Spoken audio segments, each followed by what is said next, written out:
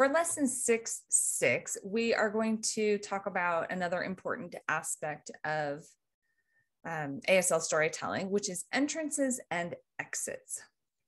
We've talked about spatial agreement in ASL, where the space that you use around yourself in your story has to agree. It has to be consistent. So, for example, in my own childhood story, my mom was always in the front seat of the car at my left, and I was in the back seat of the car on the right. And our interactions took place from there.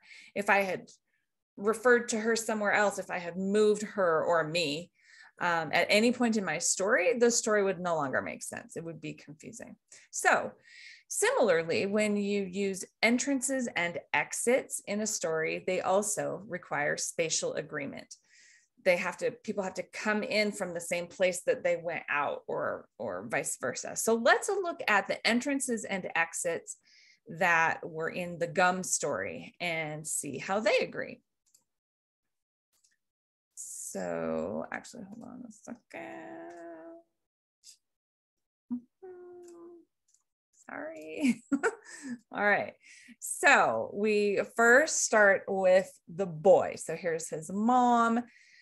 Mom is on one side near the house. There's a bench with gum, and the boy, heads there. He goes back home to the house, that same direction, right? Then there's the man who comes. He comes in from one side and goes back out the same side. The gum, as you can see, ends up on the ground there. That's consistent with where things had been set up before. The woman comes in from one side and then keeps going. The gum ends up on a tree there.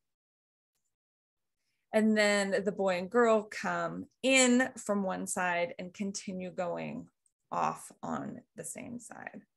So at the end, the boy comes back from the house. Remember, he'd gone to his house at the beginning of the story because his mom was calling him. He comes from where that house was at the beginning of the story back to the bench and the gum. And then he takes off the other way. So when you have locations and people coming and going in your story, make sure that your entrances and exits agree spatially, that they're consistent in space as you set them up in your story.